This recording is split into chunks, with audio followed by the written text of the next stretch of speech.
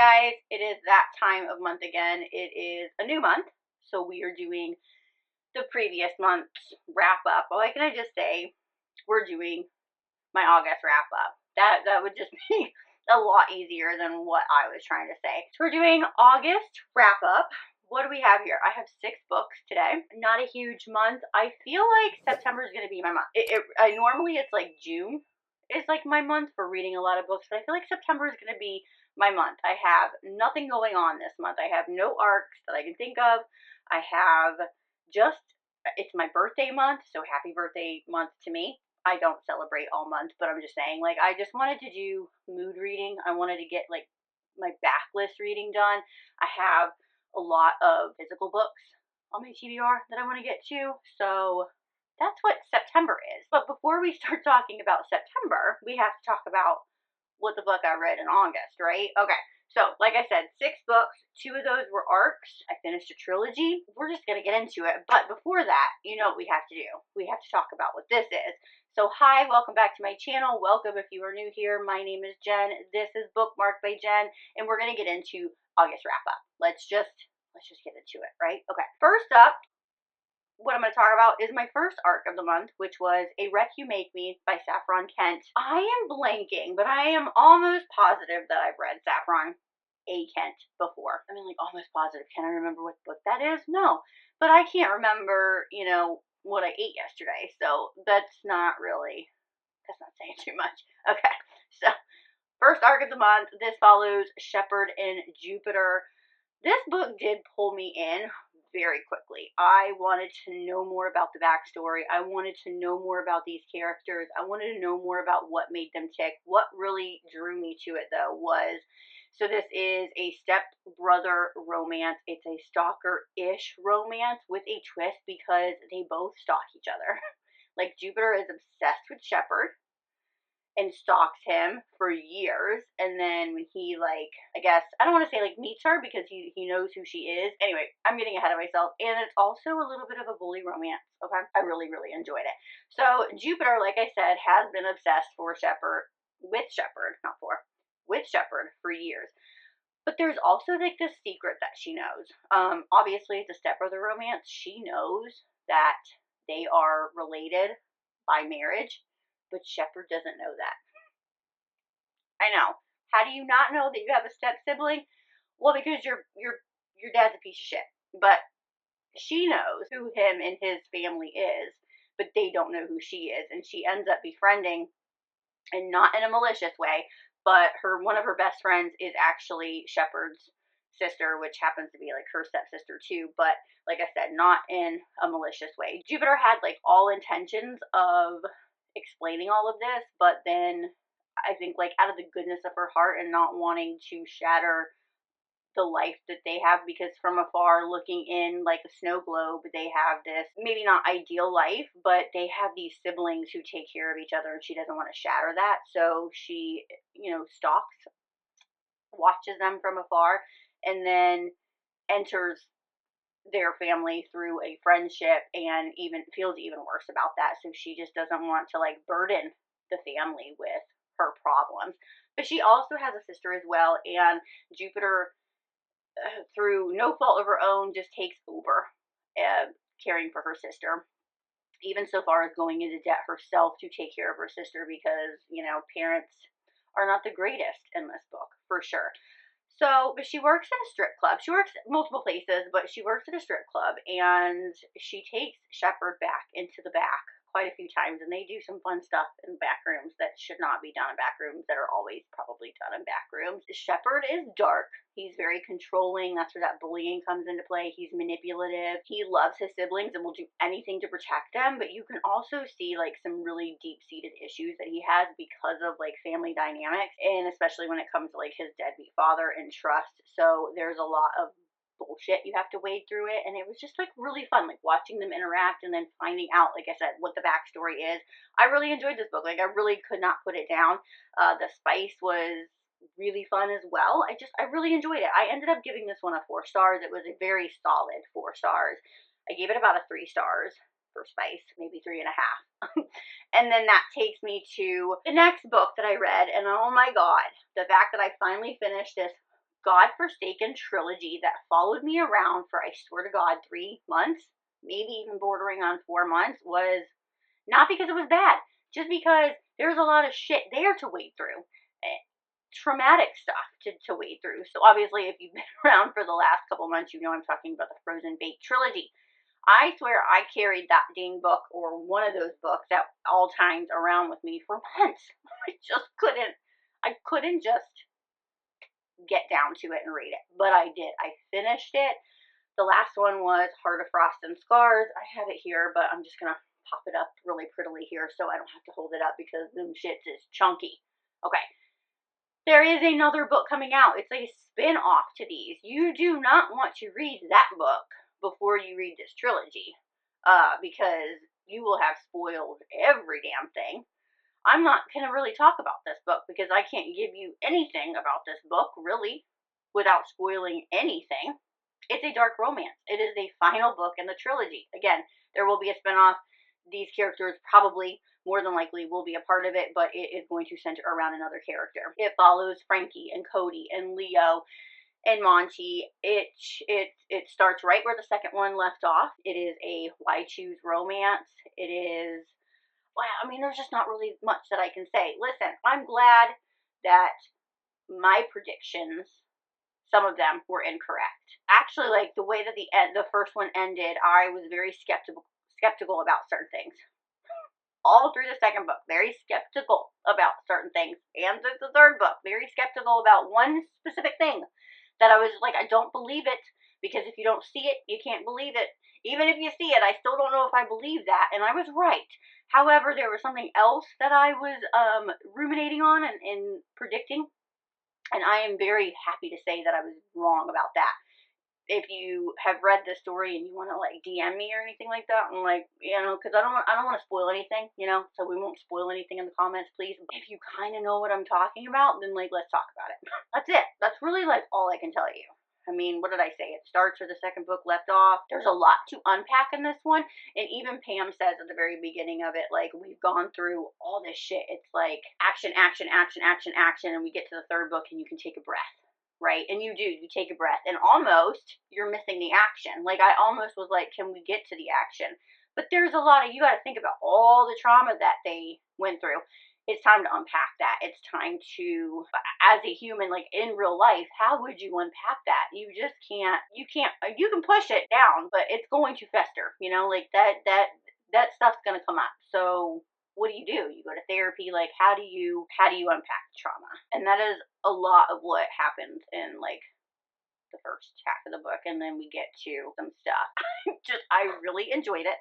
I love her writing. I love the way she really knows how to write characters and the backstories, and like you really feel like these people are real and you're really invested in their life, and they have this very robust and very thought out character arc and the story, and it's just, you can tell she put a lot of time and effort into this, and she did a phenomenal job. But I had a hard time deciding what I wanted to rate this. I rated the other 2 books 5 stars. This one is a 5-star too, but like I'm going with a 4.5. There were certain things that I had like a hard time with. That just it didn't feel real to me, and I had a hard time with it. So I'm going to give it a 4.5. It still was a phenomenal book. However, this entire series definitely drilled home to me that I am just not a why choose girly. I will read it. I can appreciate it, but it's kind of like the love triangle trope. I have a really hard time with love triangle because it gives me a lot of secondhand anxiety, because it's like, what if they don't choose my person? It's too much. It's too much. And then my heart hurts for somebody else, especially if like there's been a couple times where I've read romances where like they're decent people and they just get their heart shattered. Do you know what I mean? Like that hurts. I just am not a why choose girly. Like I said, I will read it, but I just feel like, why choose? Because you should. You don't need however many men that you end up with. You don't need that. And like, share the wealth, dude. You don't need 2, 3, 4, 5, 6, 7 appendages. You don't. One is good enough. It is. And also, when it comes to like size and girth and all that, like, I just, let's be realistic here. That's all I'm gonna say. I loved each one of these characters. I had a love for all of them for different reasons. I still have like my favorite characters. Frankie was really badass. I mean, really, I have a love for her as well. And I loved this series as much as I love this series, and I can't wait to dive back in with the other characters' stories. I know I choose girly. I'm not. All right, now we're going to move on to my second arc of the month. Where Quiet Hearts Scream by Victoria Holiday. Little disclaimer, if you will, I am a part of her art team, so I automatically get these arcs, and I really, really enjoyed. I also, before, when she had a different pen name and was writing not mafia romances, I was a part of that art team as well. I think she's found her niche in mafia romances for sure. I think she does a really great job of mafia romances. So this one, I should know this. It's the third book in this series. They follow a group of sisters. This one is Serafina and Andreas's book. Sarah is, or Serafina, we call her Sarah. She's the second oldest of four sisters. She is the third sister that we are now diving into, but Sarah, she's carried a lot of grief, and we learned this from the first book, but her mother died in a really horrific way, and these sisters were left without a mother. Their father is very loving, and their aunt came in and started taking care of them as well, but they're dealing with a lot of grief around that trauma, and Sarah deals with it in a different way. She almost feels like she should silence herself, that there are others in the family that have gone through more trauma or that need her, and she needs to be stronger. So she decides to cope with it in her own ways that are not healthy and not good. And she doesn't ask for help. She does it on her own. So I will say, check your trigger warnings. There is some self-harm involved in this book. So she decides to start kind of like her own life. Like, she's still a part of her family, but she wants to go off on her own and create her own life away from the mafia world, because her sister has married the Don of New York, or one of the subsets. Anyway, and her other sister is looking like she's about to marry into that family as well. She just wants to get out of the mafia world. She doesn't want to have anything to do with it. She definitely doesn't want to marry anybody in the mafia world. So she goes off to the Hamptons to start her own life and work at a hotel, because that's what she wants to do. Like, eventually when she gets out of school, and she meets this prominent businessman, and they have this connection, and they get to know each other, and they have a few lunches together.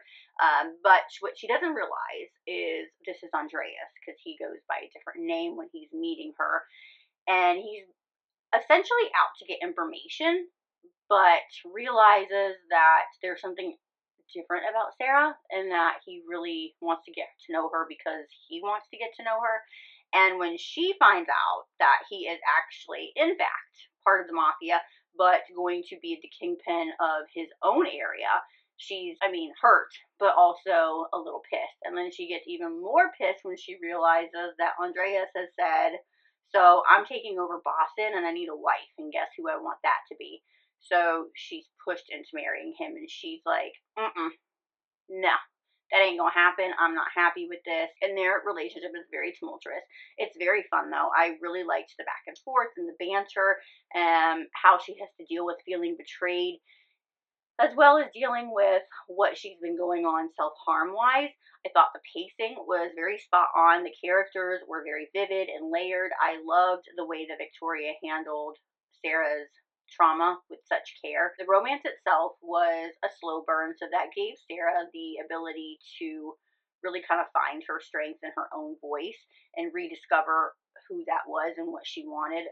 Also learning that it's okay to be vulnerable and have some weaknesses. I really enjoyed watching her come into her own as a heroine who really refuses to be defined by that world and by violence and by her past.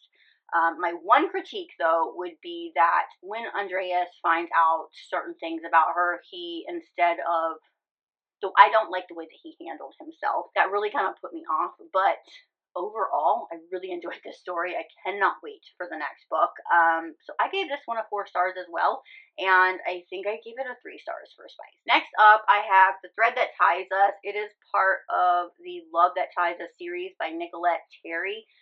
I really enjoyed the music that ties us. I think that's what it's called. Is it All That Ties Us? Yeah, I mean, it has to be the Love That Ties Us series, right? Oh my god, I'm blanking.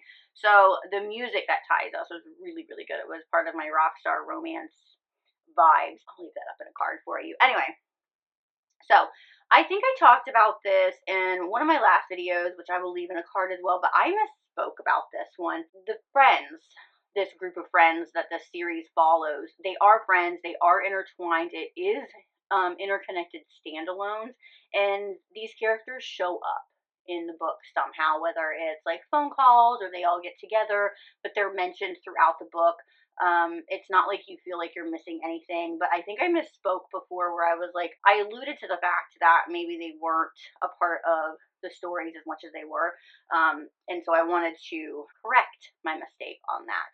Anyway, this one is a billionaire romance. It's a workplace romance. It follows Rose and Liam. Rose is about to graduate college. She is an art major. She knows what she wants to do with her life, but her parents are like not quite on board. So she feels like she has to do something else and let what she really wants to do become almost like a hobby. When she meets Liam, she literally runs into him in a coffee shop. And, you know, when I was writing my notes for this is a bit of an insta-love, but I didn't feel like it was insta-love. Like, obviously, I knew it was an insta-love. I mean, it just kind of, like, hit me while I was, like I said, writing notes for this, but it didn't feel like that. And it felt very, very natural the way that it happened, because it was like, you know how with a lot of insta love, I'm not saying all of them, but with one of the reasons I don't like insta love so much is because I feel like that relationship is forced, and I don't get to really feel and see how their relationship progressed from whatever it was at the beginning to love. Like, how did we get from one to the other? And sometimes it just jumps, and you're just expected to know that they love each other. You don't feel that connection. With these two, it was different. Like, it was a very natural thing where you get that spark with somebody that you almost, in talking to them, you feel like, and I've been there before, most especially with like even some of my friendships where I've met somebody and I felt like I knew that person my entire life. We just got along and connected in a way that was really like we had been best friends forever. So I understand this connection where it was like, God, I just really feel like I know this person so much. I know automatically that I can trust them. I feel like I've known them forever, and I just have this sense almost of like security, of contentment when I'm with them. And I could feel that, and I trusted the author when she was telling me about how they were. It was very natural. So when they meet, Liam is actually going through a really rough time at work. So he is like a fashion mogul. He is in the fashion industry, and he owns this really big conglomerate. And I mean, obviously he's a billionaire, but somebody is sabotaging his livelihood and his business, and he has his suspicions, but he does not have any proof. And it's kind of like a kill two birds with one stone for Liam. He wants to be around Rose a little bit more, so he ends up hiring her to kind of be like, I wouldn't say a mole, but kind of like his mole, his eyes and ears around the company, and try to find proof. Not get herself inserted in anything dangerous, but to kind of lead him in the right way to find the right proof so that he can take down who is sabotaging him. So there is a little bit of like a mystery there. Quite frankly, like, is it easy to figure out that mystery? Yeah, it really is. It's not, I don't think it's not a romantic suspense, so it's not supposed to be about a mystery that you can't figure out. It's more about, there are certain people I feel like in your life that you are just supposed to meet, and I feel like these two were supposed to meet, and we are just supposed to enjoy how their story unfolds. I really enjoyed her writing. She does not have a huge backlist. There are a couple novellas that I still need to read in this series, especially with the next book that's coming out, because this guy, like, this is going to be like one of the darker ones. Like, there's a lot of mystery around the next guy in the book, and I'm very, very excited for this one. But this particular story, the thread that ties us. I gave this one, I mean, I gave it a 4 stars. It's a little bit on the lower end of the 4 stars, but it was still a 4-star read. I don't know. I want to say like a 2 or a 2.5 for Spice. Next up, I have Precious Hazard by Neva Altai. This is the 10th book in the Perfectly Imperfect series. It is a longer book, which if you've read these, you know that like we started out with like 200, a little over 200 pages. So for a 400-page book, which the last few books have been a little bit longer, I really enjoyed. Especially, I think that you needed it for this book. You needed it for Massimo and what's her face's book. I can't remember. You needed it again for this one, where we follow Arturo and Tara. Why did I like that we had a longer book? Well, first off, Neva Altai can write a damn book, but we had more time to spend with these characters. Especially for this type of relationship, I really welcomed it because I feel like some shorter books, not with Neva Altai, but with some shorter books, it's really hard, just like I was talking about a little bit earlier, like it's hard to show the connection to where the lines blur for these characters of like starting to fall in love from wherever they started, whether it was friends to lovers or enemies to lovers, hate to lovers, whatever it may be. Sometimes it's hard. Like you're just told sometimes, and I don't appreciate that because I want to see a authentic connection between my characters, because then I really connect with those characters. When I'm just being told and I don't feel that authentically, that's where I have a hard time obviously connecting, and then points get taken off, right? So with Tara and Arturo, they fall in love without them even realizing it because the connection is masked by hate. And that was really fun. Like I really enjoyed the shenanigans that Arturo did. Well, really, it was Tara that did a lot of the shenanigans. They bordered on childish at times, so I will admit I did get a tad bit bored, if that's even the right wording. It was kind of more like an eye roll of like, can we just have a conversation? Can we just communicate? Because it's bordering on childish a little bit, and it was almost like too many shenanigans. It was back and forth, back and forth, back and forth, back and forth, maybe one less or two less back and forth, if that makes any sense, because they just couldn't admit to themselves, let alone each other, how they were feeling. And God forbid that they wanted to talk about how they were feeling. Like, Arturo is a very structured man. He lives by like a strict code that he enforces on himself. He's very clean and put together and meticulous, and it's like very OCD, whereas Tara is a little bit whimsical and flowy and colorful. And what I really found funny was that, obviously her brother is married. No, yes, her brother is married to Arturo's sister. So she gets a hold of his sister and is like, what does Arturo like? What doesn't he like? And she takes extra care for the notes of what he doesn't like, and then is sure to do everything that he doesn't like so that she can make his life miserable in hopes that he will not want to marry her. But then when they do get married, because they are forced into a marriage, make his life miserable. Like, she won't eat the food that he makes for her. She'll go hungry before she touches anything that he makes. Like I said, it was a little childish at times, but I did find it really humorous and funny. Like, just the lengths that both of them would go to like prove to themselves, I guess, that we weren't liking each other. Arturo is the first one that kind of starts realizing that I have feelings for this chick.